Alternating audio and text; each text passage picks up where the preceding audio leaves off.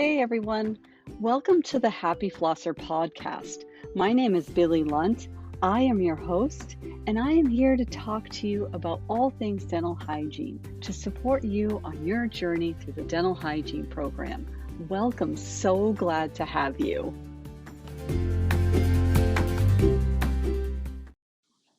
Hey everyone. In this episode, I'm going to talk about medical dental integration. It's kind of a hot topic and looked at right now as like a buzzword out there, but there's just so much more to medical dental integration. And it's so important. It's kind of one of my major wants in my career. I want to see medical dental integration be run deep before I retire. That's just one of my main goals. And the other thing that I talk about in this episode is value-based care and my struggle through my journey as a hygienist as I left school, became a hygienist, and had to work in the fee-for-service model, even though my heart sang to value-based care. And I've been doing this for a long time, and I have to say, I've been patient, and I feel like value-based care is where we're going. I know it's where we're going. And in this episode, I talk about why this is so important as a dental hygienist to really embrace the value-based care, see how that works, and march forward, taking all that you learn in dental hygiene school and applying that to a value-based care model with medical dental integration. I talk about my journey and getting out into the field and realizing that it was a fee for service model and what some of my struggles were and all the stuff that I had learned in school and how that was kind of suppressed. So and what that did and how I came out the other end saying, no, this is really what we need to be doing. So it's just a personal journey, personal discussion, but this is a hot topic. And I implore you all to take everything that you learn in hygiene school, listen to what your faculty say, and know that this is where we're going in dentistry, and this is where we're going as a hygienist in our profession. And so this is something I really wanted you to know about. Are you looking for study sheets? I've created study sheets that cover the content of this episode. If you're interested or that's something that's going to help you on your learning journey, you can click the link listed right in the description of these show notes. Happy studying!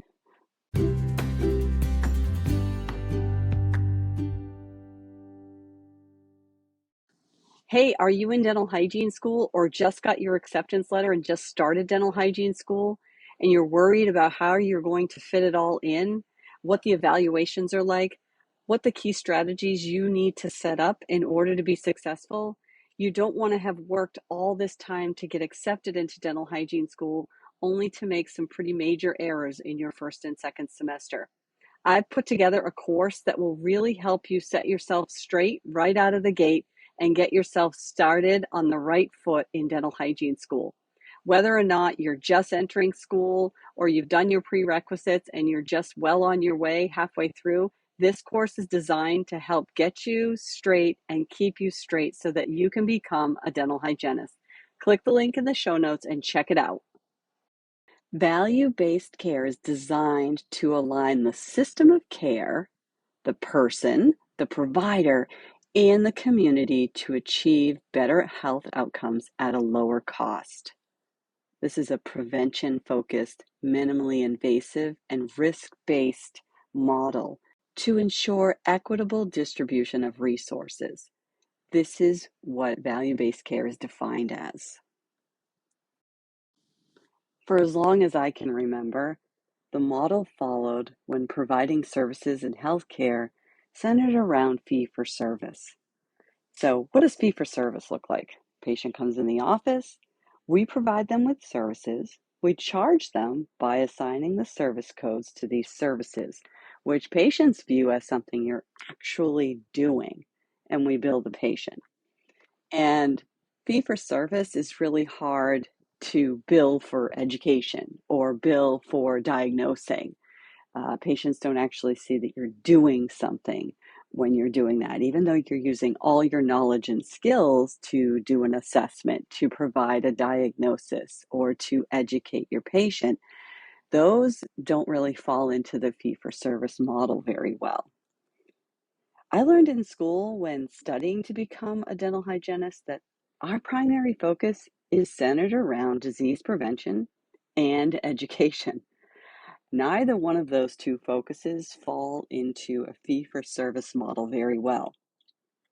Although I thrived in this model and could easily see the impact that I could make in changing the behaviors of patients in order to improve their oral health, while at the same time reducing their risk of disease simply by educating them, supporting them, and guiding them to changing their behaviors in order to improve their oral health outcomes. The interesting part about this, though, when I got out into the world, the real world, was that there weren't any procedure codes for all of the things that I considered to be really important. During the assessment phase of the appointment, I call the information gathering phase, we discover so much about the beliefs of our patients, what they hold to be true about themselves, their abilities, and how they attach themselves to these beliefs. You'll hear things like, my mom lost her teeth at 30. And what does that really mean? Does that mean the patient believes that they're going to lose their teeth at 30 or that they're at a higher risk of losing their teeth? It's quite eye-opening to discover that with enough conversations, many patients are unaware of the connection of their oral health status, what they do at home for their routines, how often they access preventive services, the medications they have, the impact on their oral health, their diet choices, and their life choices, and how this all relates and is connected. I cannot stress enough how much I've discovered just by having conversations with patients about how little they understand about the connection of the chronic illnesses that they're trying to manage with medications and how their behaviors and how they're taking care of their mouth is a contributing factor. It's a risk factor to those chronic diseases. So let's talk about the ugly. When I first embarked out into the clinical field, I was faced with the conflict of what I learned in school and what was going on in the real world. Why was it so different? How could I navigate this reality in a way that still met the needs of the patients and had an impact on their health? I was charged with trying to improve their lives, but yet still fit into the model that I had to follow, which was basically fee for services. What insurance covered? I was advised to and pushed into providing treatment based on coverage. And the outcomes were based really on time frames, and very little was focused on what we discovered during the assessment phase, and education was brushed aside or done at the same time that I was doing another service, a fee-for-service type thing. Because of the constriction, I quickly found myself navigating the hygiene department like I was putting band-aids on gushing wounds that I knew needed stitches, only because that's what the insurance covered. They'd cover the Band-Aid, but they wouldn't cover the stitches. The front desk staff would let me know the procedures that were covered and if my patients wanted certain treatments. And this is before they were even in the office, in my chair, or had even had an assessment yet. I was questioning in my mind, how would I know what the needs of the patient are? I haven't even met them yet. And what qualifications did the front desk have to tell me what I was doing on that patient by putting in the procedure codes into the schedule? I was so conflicted. And I'm being totally honest here. This was the truth. Full disclosure, this was the late 90s, not to date myself, but this is my journey.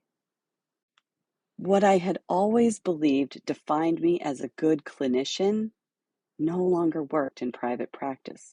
It had quickly been redefined. I no longer felt the reward from helping patients discover how their behaviors impacted their oral health. All the information I knew about health beliefs, behavior changes, And guiding a patient down the path to prevention to lower their risk of disease suddenly had very little value and didn't have a lot of procedure codes attached to it. I knew this was wrong. How could I expect to be making a difference in the oral health status of my patients if I was living by the same repeat model of fee for service without helping my patients truly understand that they could be a partner in this effort to improve themselves, that they could make changes to have better outcomes, and that I was more than just a person cleaning their teeth? I was an educator. I was their dental mentor and a therapist that could help support them on their journey towards better health. This is where burnout comes from. This crossroads of discovering that all the reasons why you became a dental hygienist no longer work. In 2001, the US Surgeon General report came out just as I had this sinking realization that I could be experiencing burnout. All I had learned to be of value and importance in school just didn't fit in with what I was expected to do in private practice. But then when this report came out just in the nick of time, I was reignited. In this report, it was shared that the health of the mouth impacted systemic wellness and that several chronic diseases could be significantly impacted. And the research showed that the diseases in the mouth contributed to these chronic illnesses. This was all the stuff my faculty had taught me in school in the late 90s. We've known this to be true. But keep in mind, this report was in 2001. It helped me to remember the why behind why I became a dental hygienist. I did learn and continue to learn and discover all the connections in what we do, why our assessment is a vital aspect of the appointment, as well as why medical and dental integration is necessary. Necessary. Now, my sister is a nurse and a huge advocate for a medical dental integration. We have been talking about this for years. Now, I don't know if you have a sister or a brother, and we're probably a little bit passionate about what we do, but when her and I get together and we get on the topic of work, this is what we talk about. Together, we share all that we know about our chosen fields with one another. So, as an example, I was surprised to find out just how many patients are treated for diabetes and cardiovascular disease in her practices. She was surprised to discover the impact that periodontal disease can have on patients with these diseases. They're not educating their patients on seeing the doctor, seeing the dentist, seeing the hygienist. When you know better, you do better, as Maya Angelou stated. My sister and I set out on a long journey, it's been a long time, to discover and uncover the connection and what we could do together to connect the medical and dental communities. And we're still at it. There's an essential partnership that needs to be developed for optimal patient care. Now, it didn't take long for my sister wearing her nurse hat to start sending me lots of articles, and lots of articles, I mean lots of articles, on the connection. She now had a critical dental eye on all of the peer-reviewed journals that she was reading. How can we improve this model of care? My advice to her has always been communication. You've got to connect the right people together and help them discover for themselves the value in collaborating and necessary partnerships. This is what I learned in hygiene school. It's all about communicating and letting your patient know the value and what they can control and how they can discover and contribute to their own oral health. The same needs to happen in the medical and dental communities. The medical community, they're in it for helping their patients. So we know in the dental community that it's really just about building partnerships and helping them discover for themselves where we fit into their care with their patients.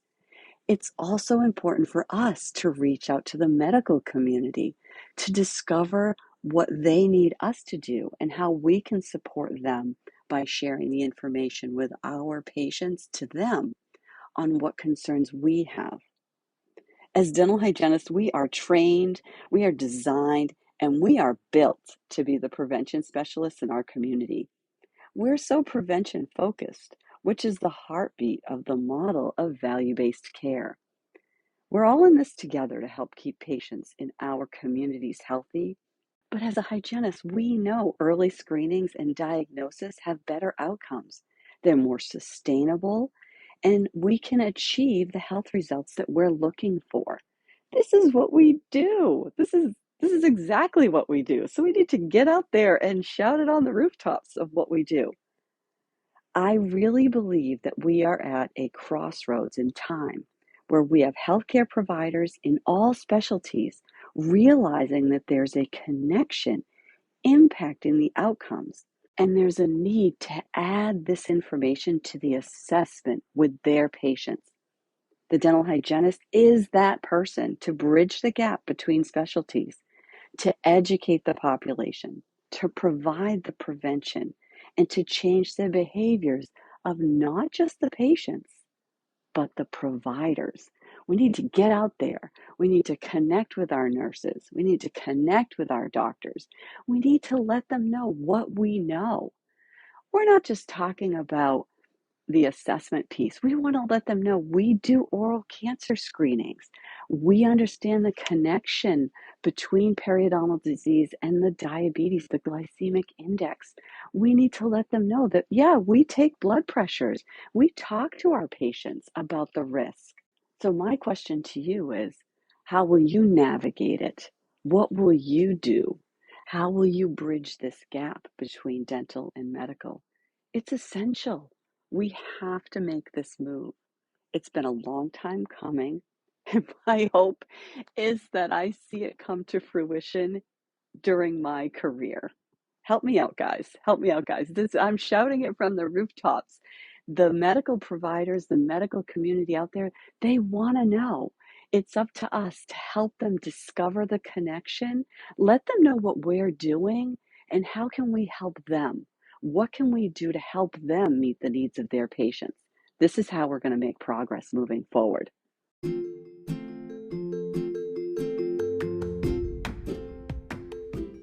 I would invite you to send me any questions that you need answered. Questions come up when you listen to this podcast. I have a link in the show notes, and I'd be happy to answer any questions that you have. Also, I would appreciate a review if you have time to leave one. Thank you so much.